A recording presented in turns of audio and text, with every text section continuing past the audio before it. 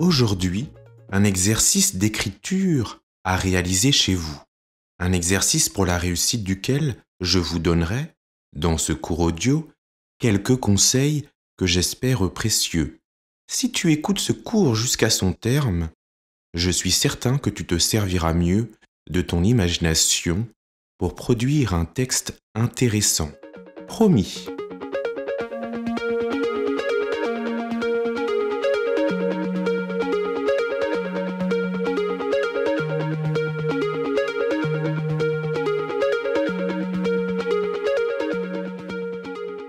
Mardi dernier, tous les 5e E ont reçu le début d'un texte d'aventure qui s'inspire, très librement, de l'île au trésor.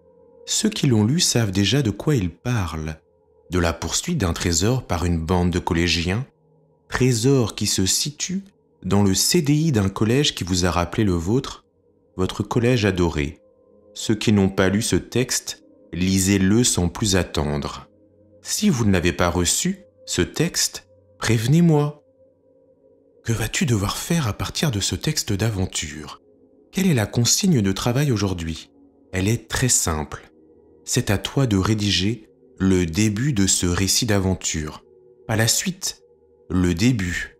C'est encore un chouïa plus dur qu'écrire une suite. En gros, qu'est-ce qui a fait que 4 collégiens finissent par trouver un vieux trésor dans le CDI d'un collège comme les autres? Après avoir fait un retour plus détaillé sur la fin de l'histoire, j'attirerai votre attention sur 3 détails du texte à bien comprendre pour écrire son début dans les meilleures conditions. Après ça, je vous donnerai 3 conseils, juste 3, pour vous aider encore un peu plus dans ce travail d'écriture, lequel devrait vous offrir beaucoup de plaisir, je n'en doute pas.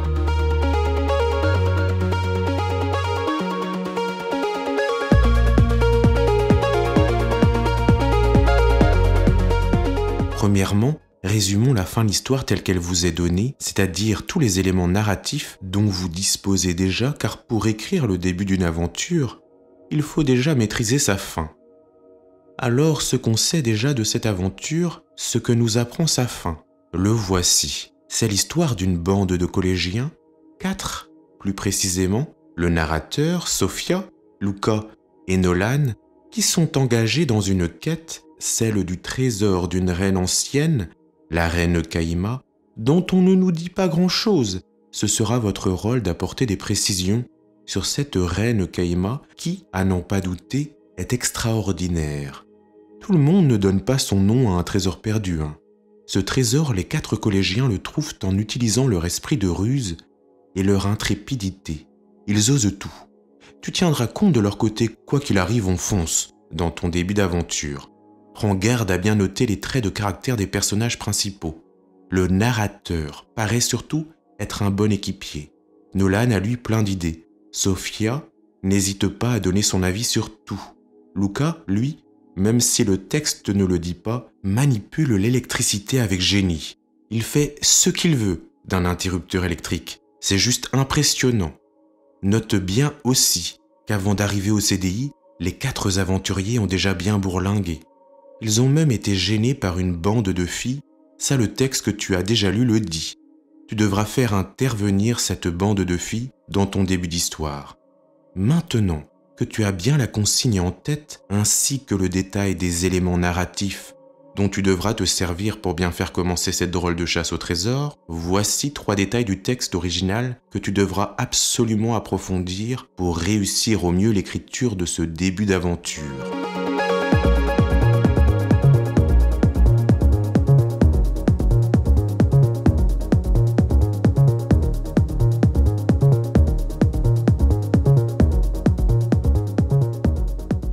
Premier détail qui doit retenir ton attention avant de passer à l'écriture.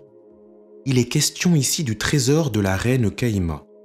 C'est pourquoi on attend forcément que tu expliques comment les héros de cette aventure ont découvert l'existence de ce trésor. Utilise ton imagination pour fabriquer ta propre légende de la reine Caïma. Par exemple, Sophia avait découvert un jour complètement par hasard, alors qu'elle regardait des vidéos de pandas tristes sur YouTube, qu'une certaine reine Caïma avait un jour fait enterrer son trésor du côté d'un petit village qui ne s'appelait pas encore Lizy. C'est la clé de ton début de récit. Justifier le fait qu'à un moment donné, nos 4 collégiens se mettent en quête du trésor. Ça, c'est absolument très important.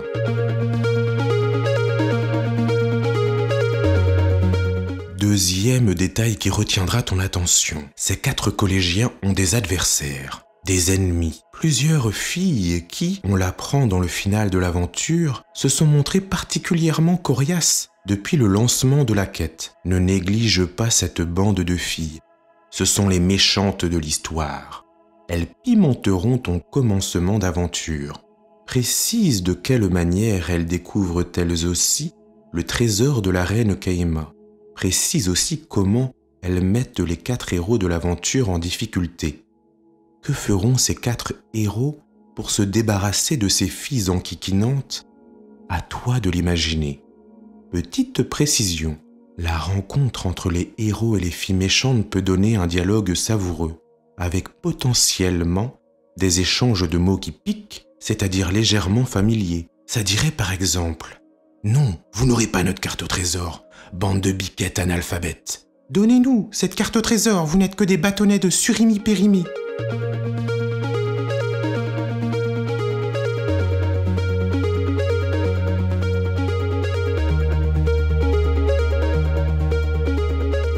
Troisième et dernier détail qui compte. Nos 4 héros ont reçu l'aide d'un vieil homme dans leur recherche du trésor. Oui, on l'apprend dans le final de l'aventure. N'oublie pas de présenter ce vieil homme dans ton début de texte. Qui est-il? Pourquoi vient-il en aide à ces 4 collégiens, pas toujours si poli? C'est un personnage important lui aussi, ne le néglige pas.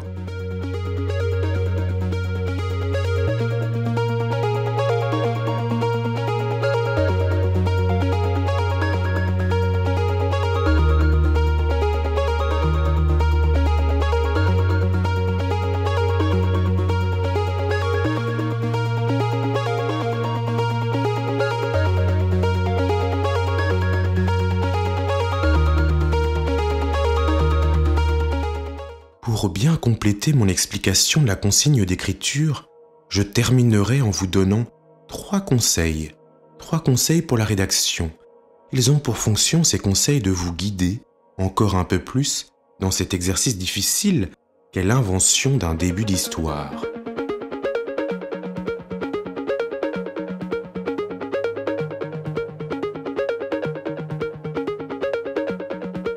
Conseil A. Occupe une petite dizaine de lignes à présenter les 4 héros de l'aventure, ainsi que leur environnement commun, c'est-à-dire en gros le collège. Attribue une qualité et un défaut à chaque héros. Par exemple, Nolan pourrait être un garçon extrêmement intelligent, mais très maladroit, et qui ne sait pas jouer au ping-pong. Investis une large part de ton imagination dans l'élaboration fine des personnages de l'aventure. Ne sois pas avare en adjectifs pour les qualifier. L'un sera rusé, l'autre empathique, le premier roublard, le deuxième généreux, le troisième légèrement poucave, le quatrième légèrement vulgaire, un autre encore drôle, ou bien lourdingue, ou bien baveux, peut-être honnête.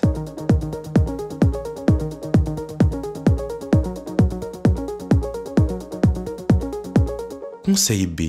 Ne néglige pas l'usage des dialogues. Et oui, rien de mieux qu'un bon dialogue pour présenter les prises de décision au sein du groupe d'aventuriers. Ça donnerait, par exemple, « Il faut qu'on aille visiter l'église de Meaux », lança Nolan. « Non », répondit Luca, « moi j'ai faim, Sophia elle aussi a faim. Je propose donc qu'on aille manger un grec. »« Oh non !» réagit Nolan, « moi je suis végétarien. » Les dialogues vivifient vos rédactions. Les dialogues les structurent, leur donnent du rythme. Abusez des dialogues en fait. Sauf si c'est pour faire uniquement dire à vos personnages « Coucou, toi ça va ? Oui, ça va et toi ? Moi ça va. C'est cool alors si ça va. » Alors ça, c'est le pire du pire niveau dialogue. Je sais bien sûr que vous n'oserez jamais écrire comme ça. Conseil C. Arrête-toi bien là où commence le récit qui constitue la fin de l'aventure. Sache t'arrêter au bon moment. C'est pourquoi relis souvent cette fin d'aventure au cours de la rédaction de ton premier brouillon. Sois soucieux de la cohérence de l'aventure reconstituée depuis ton début jusqu'à la fin rédigée par avance. Sache que tu n'auras à me remettre ce travail qu'après les vacances, c'est-à-dire dans un peu plus de 2 semaines. Prends ton temps. Si tu le désires, montre-moi d'abord ton brouillon en me l'envoyant par message. Je te donnerai alors des conseils pour encore t'améliorer. Maintenant que tu as bien en tête la consigne de travail, il me reste à te souhaiter bon courage et puis bien sûr, à tantôt.